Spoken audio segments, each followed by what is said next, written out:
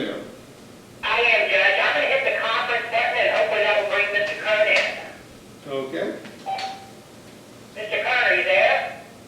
Yes. All right, I believe Judge Stein is here as well. All right, Mr. Kearns, good afternoon. Hello. I assume Mr. Gwynn's not joining us today? Judge, Mr. Gwynn is in a federal court trial, so you will just be dealing with me today. All right, looks like we are here on the Commonwealth motion to suspend Mr. Kern from the school board pending further hearing on his removal petition. Mr. Jensen. All right, thank you, Your Honor. Of course, the Commonwealth had filed this motion, I believe it was on August the 13th, as well as an addendum that the Commonwealth filed September 17th. I'm going to try to be very brief in my argument, starting with the law, Judge. Virginia Code 24.2-236 gives this court the authority to suspend Mr. Kern pending the trial on his petition for removal.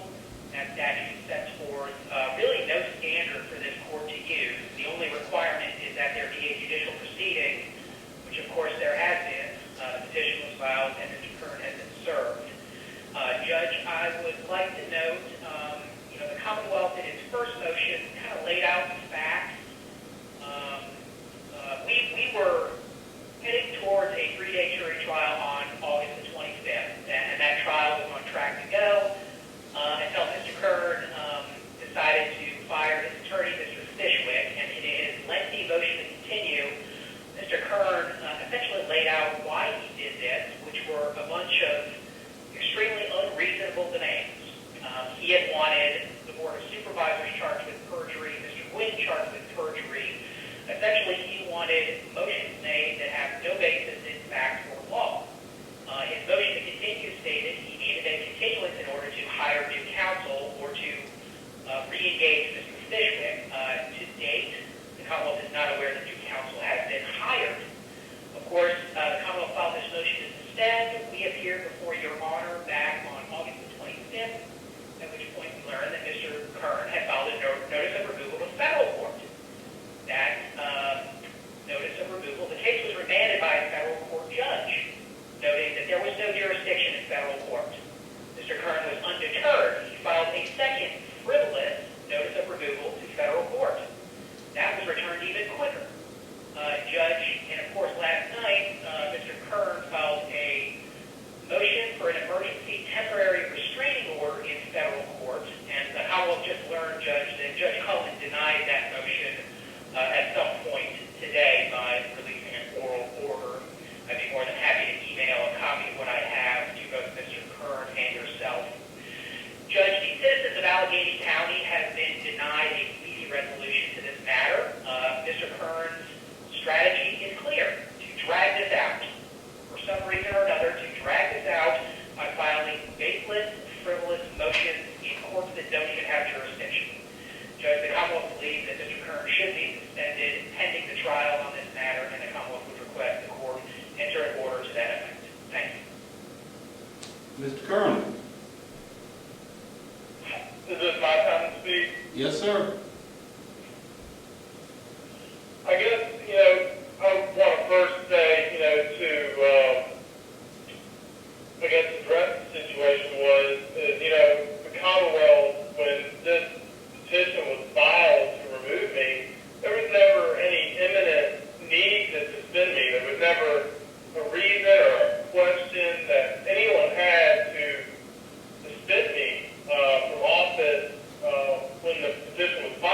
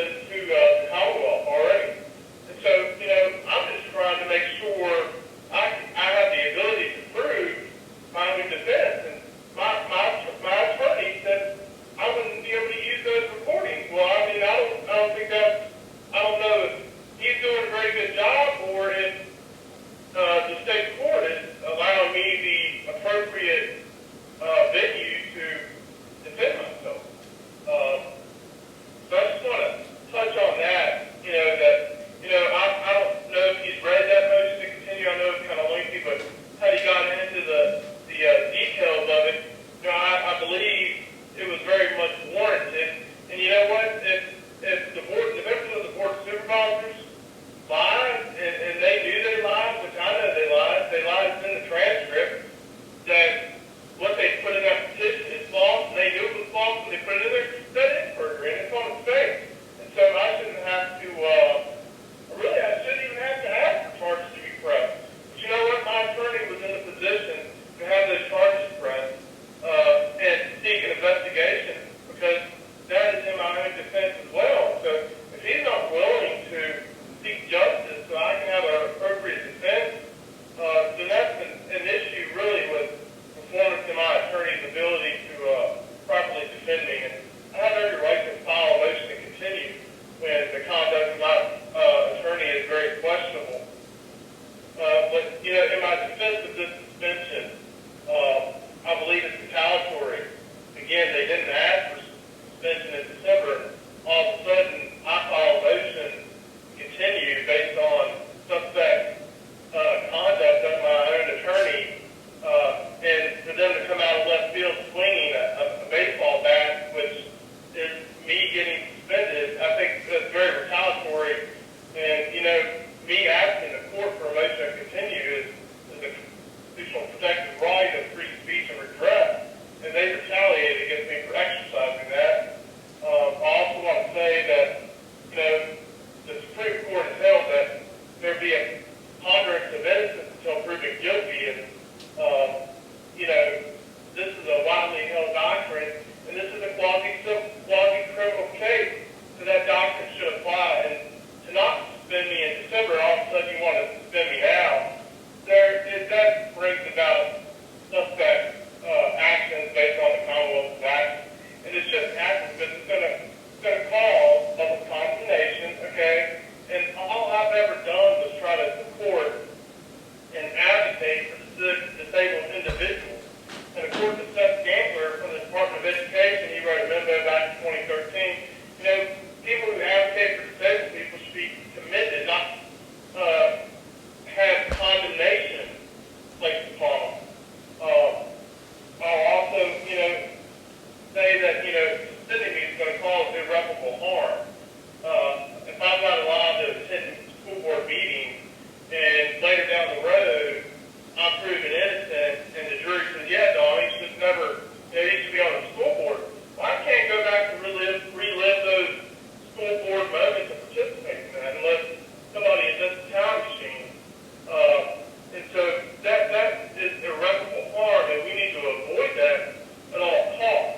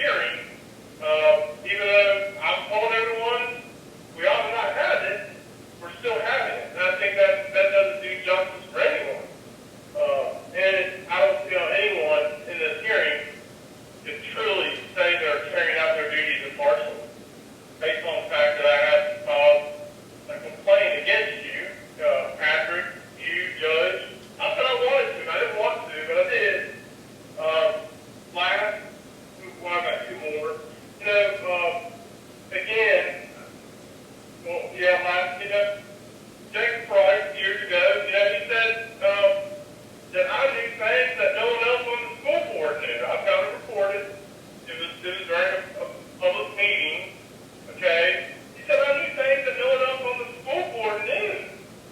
Well, they're removing me because they say I'm incompetent. Well, obviously, if no one else on the school board knows the things that I know, then maybe I'm not the one that needs to be removed. I'm not the one that's incompetent. So, you got to look at this whole situation as what it is. It's prejudice. And I'm being attacked. And, Patrick should have to really be involved in it. But obviously, he told what to do. But, that's just my take. I don't think I should be suspended. And, it's just all going to cause me to continue to fight instead of get counsel.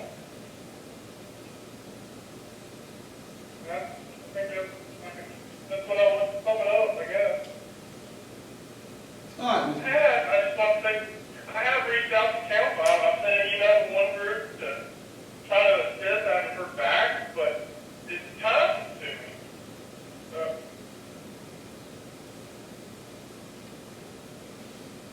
All right, Mr. Jensen, it's your motion, so you get the last word. Anything else? Thank you, Judge. And again, I'll try to keep this brief. Mr. Curran is exactly correct. The Commonwealth did not seek to suspend him last December when my office was appointed, and that was something that I discussed with Mr. Quinn back then. And quite frankly, at that point, I didn't see any legal basis for doing it. Contrary to what Mr. Curran thinks, attorneys have to follow the law.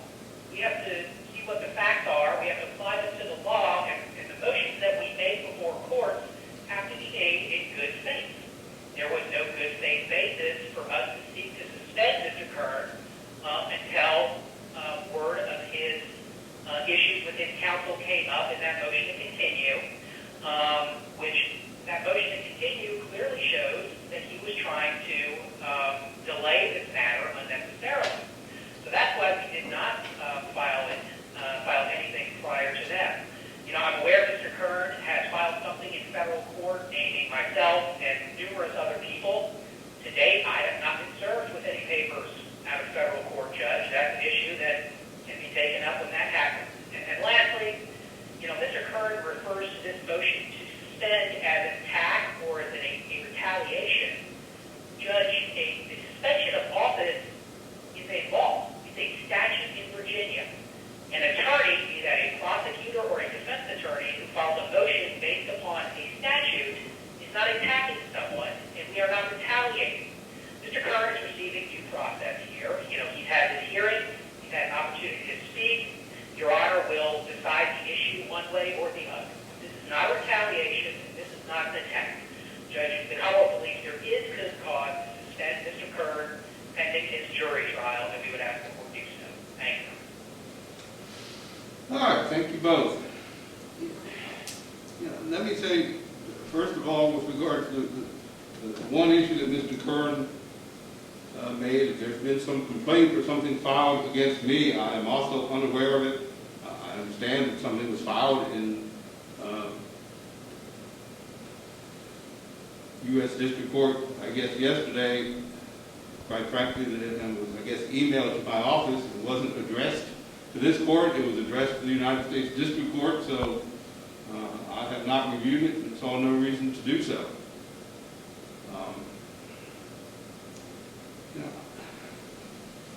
The court doesn't subscribe any bad motive to either party in this case. That is, I don't think it's necessary for a resolution of the motion that's before me to determine whether Mr. Kern had some ulterior motive when he filed his motion to continue, or, as he said, that he had a falling out with his attorney. So his attorney was not representing his interests at that point and wanted to get a new attorney, which is certainly his right to do. The flip side of that is I don't subscribe any ill motive to the Commonwealth in filing this motion to suspend. The bottom line is that the Commonwealth, when the original removal petition was filed had the right to ask to suspend at that time. They did not do so. And the statutes also say that this motion shall be, this removal petition shall be given priority on the docket and shall be heard in a timely manner. And the fact is, for however it happened, we were a week or two before trial, the trial got put off, and that essentially changed the posture of the case. So you had a case where the Commonwealth was willing to wait, thinking that they were going to have the case was going to be heard in August, it would be resolved one way or the other. Now suddenly we're in a position where it wasn't resolved in August, and there is no indication when we will be prepared to resolve this case. Mr. Curran has not apparently been able to, has not hired new counsel to date. There's been no representation to the court that he has. Once he gets new counsel, assuming Mr. Curran is still planning on doing that, then we still have to complete discovery, which has not been done, and then reschedule a trial date. So looking at all of that, whether intentional or not, I think the Commonwealth's position was that Mr. Curran had, the result was that Mr. Curran was in a position to essentially to run out the clock at this point, to get to the end of his term, or fairly close to the end of his term, without the Commonwealth having the opportunity to have this removal petition heard. Now, the Commonwealth is right. When you read the statute about suspension, it doesn't say anything. It doesn't say for good cause. It doesn't set any standard for the court to determine when removal is appropriate or not. But I think there's a number of things to look at, and that we would look at, again, whether the suspension motion had been filed originally or perhaps it's filed later, which is, number one, what posture is the case in? So I think if you have a removal, a suspension that's very early in the case, when there's been nothing done, when there's been no motions filed, the court might look at it one way. At the time this motion is before the court now, we're past the stage where there's any attack on the petition itself, that is, the actual form of the petition is not in question. We're past the stage where the legal sufficiency, what in the law we call a demurrer, we're past that stage. So all the preliminary challenges that could have been brought to this petition, we're past those. The other thing I think the court needs to look at is that this is a case where Mr. Curran is an appointed official as opposed to an elected one. So we have a petition brought by the Board of Supervisors, the same people that appointed Mr. Curran, which is a different posture than when you have an elected official and then have whatever the percentage of the vote is necessary to sign a petition to remove somebody who's elected. So we're not trying to overturn an election with this suspension. Given all of that, having reviewed the petition itself, the allegations therein, having knowing now that this case is not reset for trial, and quite frankly don't know when the case can be reset for trial, I think at this point the Commonwealth motion is well taken. The court is going to grant it and suspend Mr. Curran from the school board pending resolution of the matter. Mr. Jensen, I'll ask you to prepare an appropriate order and submit it to the court for entry, and to note Mr. Curran's objection for all the reasons that he has stated here today. Yes, Your Honor, I have that noted, and may I ask that pursuant to Rule 113, that Mr. Curran's signature be waived on that order when his objections are noted to it? I think that's appropriate with the pro se defendant, so that we're going to do that. So Mr. Curran, Mr. Jensen is going to prepare an order that just basically sets forth my ruling. I understand that you object to it. We'll make sure your objection is noted for the record on the order, and then it will be submitted to me for my signature. After it's signed, then the clerk would send you a certified copy of it. All right, anything else, gentlemen? Yes, Your Honor. Judge, I think it's probably wise that I contact Ms. Lemon to try to get some dates over the next couple of weeks for perhaps another hearing so we can try to get something set in this case. Mr. Kern, what's your, are you still in a position where your intent is to retain counsel? Yes, absolutely, and I want to see this through trial, even if it's, no matter what, this is not my name. I It's understand. about some $125 salary a month. I hope it's a little more than that, Mr. Kern, but I understand. I'm not trying to pin you down to hold you to anything, but I mean, where do you think you are in that process? 30 days out, 60 days out? When do you think you'll have new counsel on board? Well, as I said, I've requested some assistance, waiting to hear back. All right. So Mr. Jensen wants to have a phone conference or whatever, something in a few weeks to talk about trial dates. I'm not trying to speak for you or assume anything, but I would be thinking that you'd want to hold off on that until you have an attorney. Yeah. And I think that's I appropriate. mean, to do it, Again, at this point, this is, Mr. Curran, I understand your view on the suspension. Your suspension only lasts so long as we get to a trial, so, the faster you get an attorney and we can get this case reset, then the faster we can resolve all of the issues will be resolved.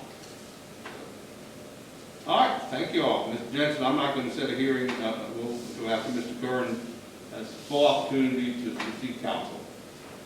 Yes, Your Honor, and I will have that order emailed both to Mr. Kern and to Ms. Lemon probably within the next half hour. All right. I appreciate it. Thank you all very much.